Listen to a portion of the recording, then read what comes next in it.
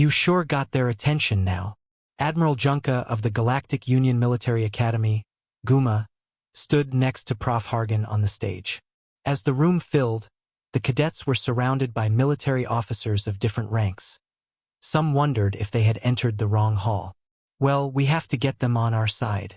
The warmongers are going to get us killed if that insane plan of pacifying Earth gets approved. I'm just not sure I understand why you wanted to focus on human mating games when we finally got them in the room. Junka smirked. Humans would describe him as a sexy green orc. Brute force might win a battle, but spices and misdirection win the war. You said it yourself, they would run circles around our spies. Anyway, I will leave you to it. The Admiral made his way off the stage over to a small box of high-ranking officers. He noticed Major Huartzu was among them, his daughter sitting with her fellow cadets. Maybe he could use her. He noticed the room was filled, and it was time to start. Welcome back to my cadets, and welcome to our new guests. Today, we will focus on the mating games of the humans. It's not what the high brass wants to hear about. However, it's important. It deals with many aspects of our lives, and because of that, it affects our ability to wage war. The most obvious is the replacement rate. If we don't mate, we don't reproduce. No reproduction means no new soldiers on the battlefield. We don't want to return to the clone disaster that wiped out the Nask and Sushans. So yes, mating is important. Some were chuckling from the less intelligent cadets, and he could see several female cadets blushing. Good, just what he wanted. So let's get to it, and for the Admiralty, please forgive this next part, and don't punish the cadets you might observe. They were aiding in research and were under order to get inebriated. It was a slight lie, but he had been a cadet and knew all about this. Hell, it was like this when he met his wife. The hollow screen sprang to life, showing a restaurant where cadets drank and joking around. The jokes were crude and quite funny for soldiers, and there was dancing. Some cadets were having a wrestling competition while others were singing. All the female cadets were watching and enjoying the show. Now and then, one of the females would pick up a male and they would leave. There was a clear divide between the males and females in this setting. Quite a common scene, right? Noticed anything specific? One cadet braved to answer, each species has its own mating rituals, and rarely does anybody try another species' mating ritual. If they do, it's just for fun and not for potential mating. He looked at the Oglish cadet. That is correct. Cadet Nyron? Noticed anything else? The cadet looked at the hologram and then replied, we keep to our species. Professor Hargan was impressed. Yes, we don't mingle so much. There is one more thing I want to point out. Can you spot it? Nyron looked at the hologram, then around the hall and back to the hologram as everybody was watching him. Well, here we are sitting mixed.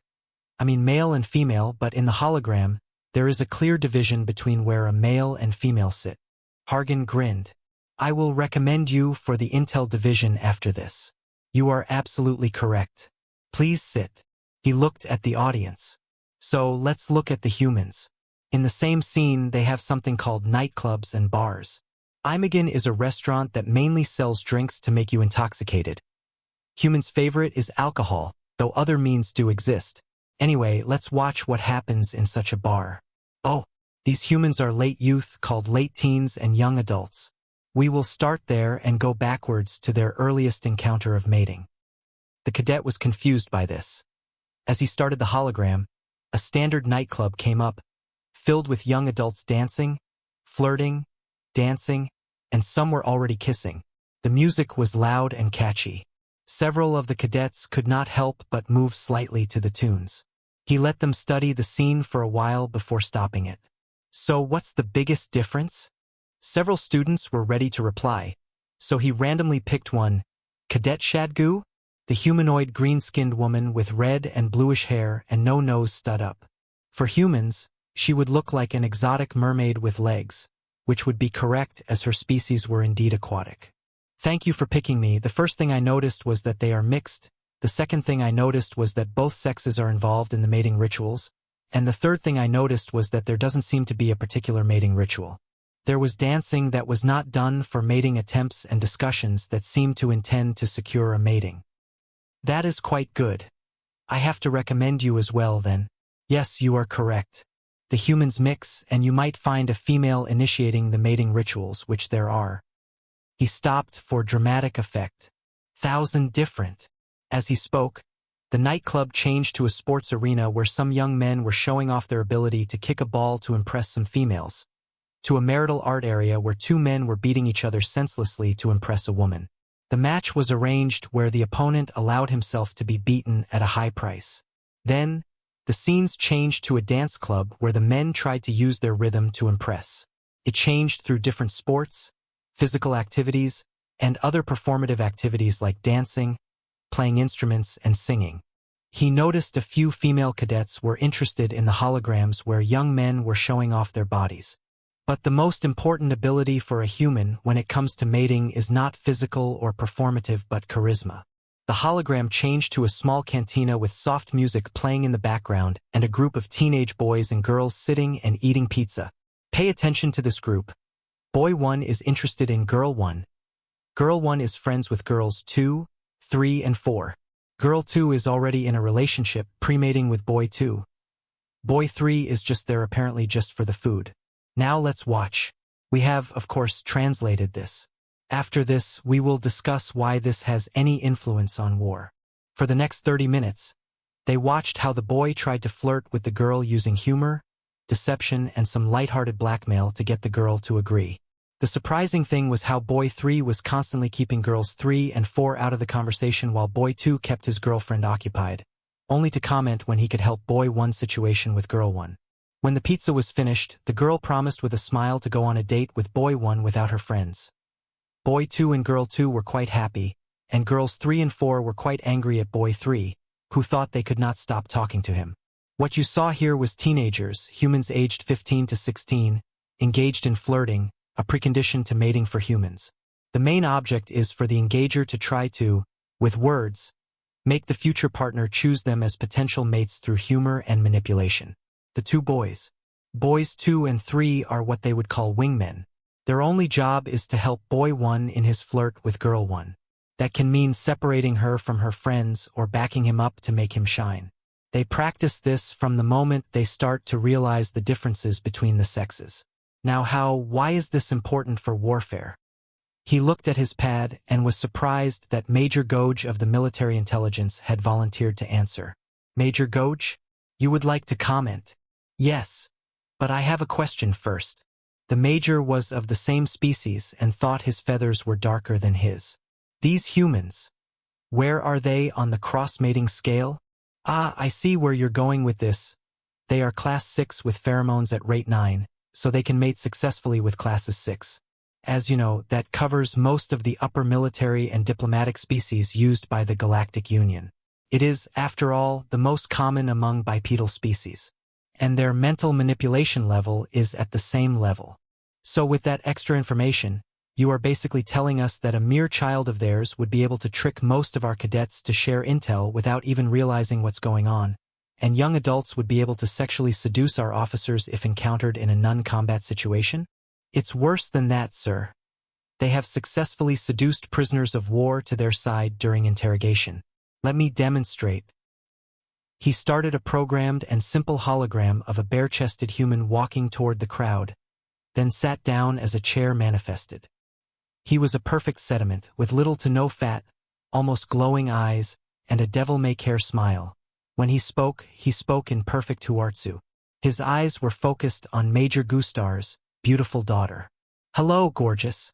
What deity did your parents steal you from? The girl's jaw dropped, and then she bit her lips, trying her best not to blush. Unable to speak.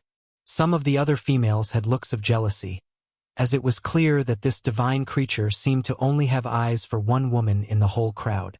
Some of the men were laughing and making some snide comments. Professor Hargan ignored them for now. Sorry about that, dear. Then he turned his attention back to Major Gouge. Their lack of feather and fur simply shows off their muscles better, and it's in our DNA to prefer muscular mates, but they also have to compete with others with the same body, so they have to show off their quick thinking as well, the ability to use their mere words to change a situation from hostile to peaceful or to gain information without the use of violence. And if you think avoiding using females would help. He smirked as the man vanished and a beautiful human woman almost tripped into the holographic scenes. She was dressed in something that might appear modest, though it showed off all her forms. She giggled as she apologized for being so clumsy.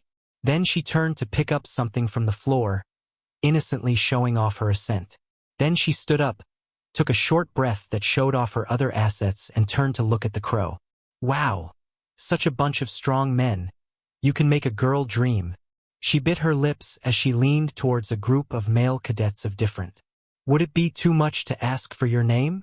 Then she whispered, I'm normally not so straightforward, but, wow, it's you. All the men were ready to give up names and more before the hologram vanished. And the room was deadly quiet. He let the crowd think before he continued. These were holograms, you were not affected by their pheromones. Think about that. These humans are trained from childhood through play how to fight with melee weapons and easily take up firearms as if they were a part of them. Their whole mating ritual depends on adapting to whatever the mate would prefer, so you cannot rely on one thing but several different abilities. Of course, most specialize, but the majority are pretty adept. And I have not touched on their military training.